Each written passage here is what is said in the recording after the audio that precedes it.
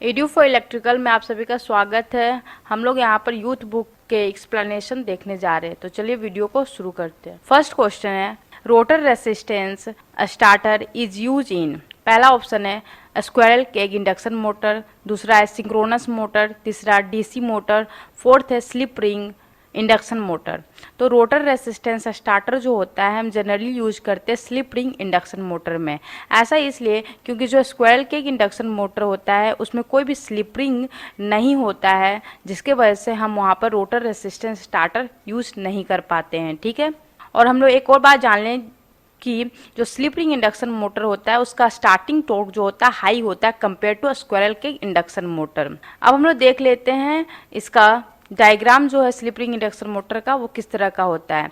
यहाँ पर हमारा जो स्टेटर है वो डेल्टा कनेक्टेड है और रोटर में जो टर्मिनल 6 निकलते, 6 टर्मिनल बाहर निकलते, उस 6 टर्मिनल को हम लोग स्टार कनेक्टेड करते हैं या फिर डेल्टा कनेक्टेड करते हैं। यहाँ पर हमने स्टार कनेक्टेड किया है, इसके 3 टर्मिनल को हमने स्लिप रिंग से जोड़ा है। ठीक है, अब इस रोटर के कनेक्शन को हम कार्बन ब्रश की सहायता से बाहर लाएंगे। ठीक है, और उसके बाद हम उसको वेरिएबल रेसिस्टेंस से कनेक्ट कर देंगे। यहाँ पर देखिए वेरिएबल रेसिस्टेंस है, जैसे जो स्टार्टर ये है इसका जनरली यूज क्या करते हैं, होता क्या है कि जब इंडक्शन मोटर हम जब स्टार्ट करते हैं तो उसकी स्पीड, उसका जो करंट होता है, सॉरी स्पीड नहीं, उसका करंट जो होता है 3 to 5 टाइम्स ज़्यादा होता है रेटेड करंट से। तो उस करंट को लिमिट करने के लिए हम स्टार्टर यूज करते हैं। ठीक है, तो ये स्टार्टर क्या करता है, रेसिस्टेंस को वेरी करके करंट को लिमिट करता है। स्टार्टिंग में रेसिस्टेंस को ज़्यादा कर देता है जिससे करंट लिमिट हो जाता है, और जब हमारा rotor 80% of synchronous speed rotate करने लगता है तो हम रेसिस्टेंस को कम कर देते हैं। ठीक है, ऐसा इसलिए करते हैं कि जितना ज़्यादा रेसिस्टेंस होता है उतना ही अधिक वोल्टेज ड्रॉप होता है। यही कारण है कि स्लिप रिंग इंडक्शन मोटर में वोल्टेज ड्रॉप जो होता है वो ज़्यादा होता है compare to squirrel cage induction motor. But advantage यही है स्लिप रिंग इंडक्शन मोटर का कि इसके स्टार्टिंग टॉर्क जो होती है बहुत ही हाई होती है। इस तरह वर्क करता है रोटर रेसिस्टेंस स्टार्टर। ठीक है, हम लोग चलते हैं अब नेक्स्ट क्वेश्चन की ओर।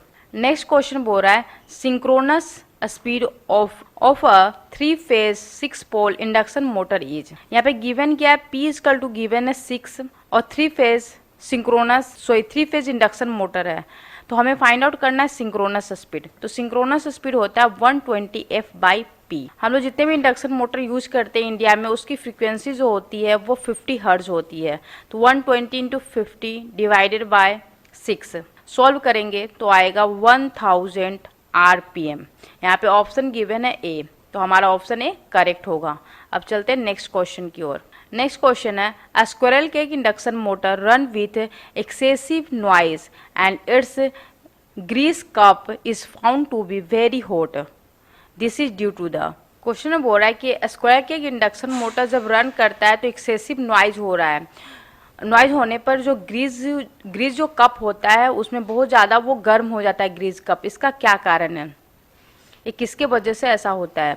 ऑप्शन में गिवन है शॉर्टेड स्टेटर वाइंडिंग, सेकेंड है ओपन रोटर बार्स, थर्ड है rotor rubbing on stator, fourth है डिफेक्टिव बियरिंग। इसका मेन कारण होता है डिफेक्टिव बियरिंग, दोषपूर्ण बियरिंग।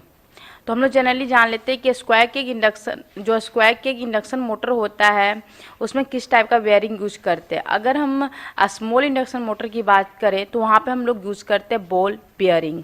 अगर वही हम बात करें 25 HP इंडक्शन मोटर की तो वहाँ पर हम यूज करते हैं रोलर बियरिंग।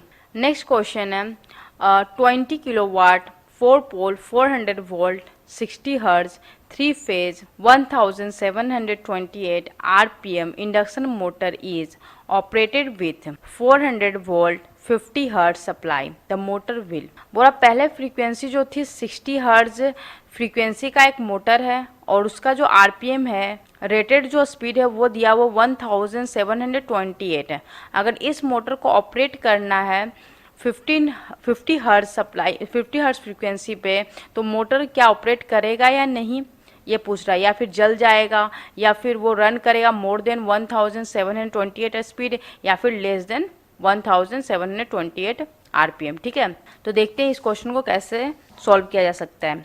तो सबसे पहले हम लोग जब फ्रीक्वेंसी 60 हर्ट्ज है तब हम इसका synchronous speed synchronous speed find out करेंगे। तो 120 इंटू 60 डिवाइडेड बाय 4, तो हमें मिलेगा 1800 आरपीएम। अब हम फाइंड आउट करेंगे सिंक्रोनस स्पीड एट 50 हर्ट्ज, तब हमें मिलेगा जो सिंक्रोनस स्पीड मिलेगा वो मिलेगा 1500 आरपीएम। तो हमारी जो मोटर है वो जो रन करेगी 1500 आरपीएम जो है उससे भी कम स्पीड में रन करेगी, क्योंकि अभी हमारा जो सिंक्रोनस स्पीड है 50 हर्ट्ज में वो है 1500। तो रोटर की स्पीड जो होगी वो लेस देन होगी 1500 आरपीएम। ठीक है, तो यहाँ पर ऑप्शन डी जो है वो करेक्ट होगा, क्योंकि यहाँ पे लेस देन बोला है तो ऑब्वियसली ये ऑप्शन करेक्ट होगा। Run at less than 1728 RPM. Next question है, which of the following induction motor will have the least shaft diameter. इन सभी में से कौन सा ऐसा इंडक्शन मोटर है जिसका शाफ्ट जो है वो लीस्ट डायमीटर का है। तो यहाँ पर जो ऑप्शन ए है वो करेक्ट है। 20 HP 2880 आरपीएम जो है इस टाइप के जो इंडक्शन मोटर हैं, इस स्पीड के जो इंडक्शन मोटर है उसके जो शाफ्ट होंगे उसका डायमीटर जो होगा बहुत ही कम होगा। ऐसा इसलिए क्योंकि स्पीड बढ़ने से जो शाफ्ट का जो व्यास है या फिर हम बोल सकते हैं शाफ्ट का जो डायमीटर है वो डिक्रीज करता है या फिर घटता है। ठीक है, क्योंकि हाई स्पीड के लिए शाफ्ट का हल्का होना ज़रूरी है। अगर शाफ्ट हल्का रहेगा तो उसकी स्पीड जो होगी बहुत ही हाई होगी। तो हाई स्पीड होने के लिए जो डायमीटर होना चाहिए शाफ्ट का वो कम से कम होना चाहिए। ठीक है, तो यहाँ ऑप्शन ए जो है वो करेक्ट होगा, क्योंकि इन सभी ऑप्शन में सबसे ज़्यादा स्पीड इसी का है। तो इस स्पीड पर जो शाफ्ट लगा होगा उसका जो डायमीटर होगा बहुत ही कम होगा, क्योंकि डायमीटर हल्का होने पर वो स्मूथली रोटेट कर पाता है। नेक्स्ट क्वेश्चन है, a 4-pole 3-phase induction motor run at 1440 RPM on 50 hertz supply, find the slip speed. हमें फाइंड आउट करना है स्लिप स्पीड। स्लिप स्पीड क्या होता है? Slip speed is nothing but ns minus N R. ठीक है, slip speed is nothing but ns minus N R. तो सबसे पहले हम लोग को फाइंड आउट करना होगा synchronous speed. Synchronous speed is equal to 120 f/p। तो 120 इंटू 50, क्योंकि फ्रीक्वेंसी हमारा गिवन है 50 hertz divided by pole given है 4, तो हमारा आंसर आएगा 1500 आरपीएम। ठीक है, हमें सिंक्रोनस स्पीड मिल गया और हमारा रोटर स्पीड दिया हुआ है कि रोटर इस स्पीड पर रन कर रहा है। तो रोटर स्पीड गिवन है 1440 आरपीएम। ठीक है, अब हम लोग फाइंड आउट कर लेंगे स्लीप स्पीड। यहाँ पर अगर रिलेटिव स्पीड भी पूछा जाता तो यही आंसर होता, या फिर स्लीप स्पीड भी पूछा जाता तो यही आंसर होता। ठीक है, 1500 डिवाइडेड बाय 1440, तो आंसर आएगा 60 आरपीएम। तो यहाँ ऑप्शन जो डी है वो करेक्ट होगा। अब आते हैं नेक्स्ट क्वेश्चन की ओर। The power factor of a slip ring induction motor with respect to a square cage induction motor is. पूछा जा रहा है कि जो पावर फैक्टर जो होता है स्लीपिंग इंडक्शन मोटर का, अगर हम कंपेयर करें स्क्वायर केज इंडक्शन मोटर से तो कितना होता है? लेस होता है या फिर मोर होता है या फिर इक्वल होता है या फिर अनरिलेटेड होता है? तो पावर फैक्टर क्या होता है? Power factor is nothing but cos phi, और हम बोल सकते हैं R/Z। तो हम लोग जानते हैं कि जो स्लिप रिंग इंडक्शन मोटर होता है उसमें रेसिस्टेंस ज़्यादा होता है compare to squirrel cage induction motor. तो हम लोग देख रहे हैं कि जो पावर फैक्टर है वो डायरेक्टली प्रोपोर्शनल रेसिस्टेंस से, तो स्लिप रिंग में रेसिस्टेंस ज़्यादा होता है, ऑब्वियसली जो हमारा पावर फैक्टर है स्लिप रिंग इंडक्शन मोटर का वो भी ज़्यादा होगा। तो यहाँ पर ऑप्शन बी जो है वो करेक्ट होगा। The power factor of slip ring induction motor with respect to a square cage induction motor is more. अब आते हैं नेक्स्ट क्वेश्चन की ओर। नेक्स्ट क्वेश्चन है, the shape of a stator of an induction motor is like a. बोला जा रहा है कि जो शेप जो होता है स्टेटर का इंडक्शन मोटर में वो किस तरह का होता है? पहला दिया स्फेयर, दूसरा है क्यूब, तीसरा है होलो सिलेंडर, डी नंबर है क्यूबॉइड। ठीक है, तो हम लोग जानते हैं कि जो इंडक्शन मोटर का जो स्टेटर होता है वो होलो सिलेंडर होता है। हम एक बार फिगर के जरिए भी देख सकते हैं। यहाँ पर देखिए स्टेटर का फिगर गिवन है, स्टेटर का फिगर गिवन है और यहाँ पर दिख रहा है कि जो स्टेटर है वो होलो सिलेंड्रिकल है, ठीक है। और इसी के अंदर जो होलो है, मतलब जो खाली जगह है, इसी के अंदर हम लोग डालते हैं रोटर को, ठीक है। तो इसीलिए जो हमारा जो स्टेटर होता है इंडक्शन मोटर में, वो खोखला बेलन होता है, ठीक है। अब हम लोग आते हैं नेक्स्ट क्वेश्चन की ओर। नेक्स्ट क्वेश्चन बोल रहा है when a rotor in an induction motor obtain its normal speed then the frequency produced in the rotor will be. तो हम लोग जानते हैं इंडक्शन मोटर जो होता है उसमें जो रोटर में जो फ्रीक्वेंसी होता है वो लेस देन सप्लाई फ्रीक्वेंसी होता है। ऐसा इसलिए क्योंकि स्टार्टिंग के समय जो हमारा स्लिप होता है इंडक्शन मोटर का वो क्या होता है, 1 होता है, ठीक है। लेकिन जैसे ही हमारा जो रोटर है वो 80% ऑफ सिंक्रोनस स्पीड अचीव कर लेता है तो हमारा स्लिप जो होता है वो डिक्रीज करता है। जैसे जैसे स्पीड बढ़ता है स्लिप डिक्रीज करता है, ठीक है। तो जिसके वजह से हमारा फ्रीक्वेंसी भी डिक्रीज करता है, क्योंकि स्टार्टिंग के टाइम में हमारा जो फ्रीक्वेंसी रोटर में होता है वही फ्रीक्वेंसी स्टेटर में होता है। मतलब कहने का सप्लाई फ्रीक्वेंसी जो होता है वो स्टेटर में जो सप्लाई फ्रीक्वेंसी होता है वही हमारा रोटर में फ्रीक्वेंसी होता है। लेकिन जैसे ही हमारा जो रोटर है 80% ऑफ सिंक्रोनस स्पीड अचीव कर लेता है तो उसका जो फ्रीक्वेंसी है वो डिक्रीज कर जाता है। वो फ्रीक्वेंसी होता है rotor frequency is equal to S into F. जब स्टार्टिंग में स्लिप 1 है तो ऑब्वियसली रोटर में जो फ्रीक्वेंसी है वो क्या होगा, rotor frequency equal to supply frequency, यहाँ पर सप्लाई फ्रीक्वेंसी, ठीक है। और जैसे ही स्लिप डिक्रीज करेगा तो स्लिप डिक्रीज करेगा तो हमारा स्लिप का कुछ वैल्यू होगा इनटू सप्लाई फ्रीक्वेंसी, ये हमारा होता है रोटर फ्रीक्वेंसी। इसलिए यहाँ पे क्वेश्चन में बोल रहा है कि when the rotor in induction motor obtain its normal speed, या स्टार्टिंग की बात नहीं कर रहा। अगर हमसे क्वेश्चन में रहता कि रोटर जो है अभी रोटेट नहीं कर रहा, उस समय हमारा फ्रीक्वेंसी क्या होगा रोटर में, तो वो फ्रीक्वेंसी जो होता है वो सप्लाई फ्रीक्वेंसी ही होता। लेकिन अब बोल रहा है कि जो मेरा रोटर है वो नॉर्मल स्पीड में है, तो उस समय जो हमारा सप्लाई फ्रीक्वेंसी होगा रोटर में, उस समय जो रोटर फ्रीक्वेंसी होगा वो product of slip and supply frequency होगा। कहने का मतलब rotor frequency is equal to slip into supply frequency. तो जनरली हम नॉर्मल जो स्लिप लेते हैं वो लेते हैं 0.04, ठीक है। तो इस समय हमारा फ्रीक्वेंसी जो रोटर फ्रीक्वेंसी होगा वो हो जाएगा 0.04 इंटू 50। तो हमारा जो फ्रीक्वेंसी आएगा वो आएगा 2 हर्ट्ज, ठीक है। हम मान लेते हैं कि हमारा स्लिप 0.04 है तो उस समय हमारा जो रोटर फ्रीक्वेंसी होगा वो होगा 2 हर्ट्ज। तो बहुत ही ज़्यादा कम फ्रीक्वेंसी होता है रोटर में। इसका मेन रीजन होता है स्लिप।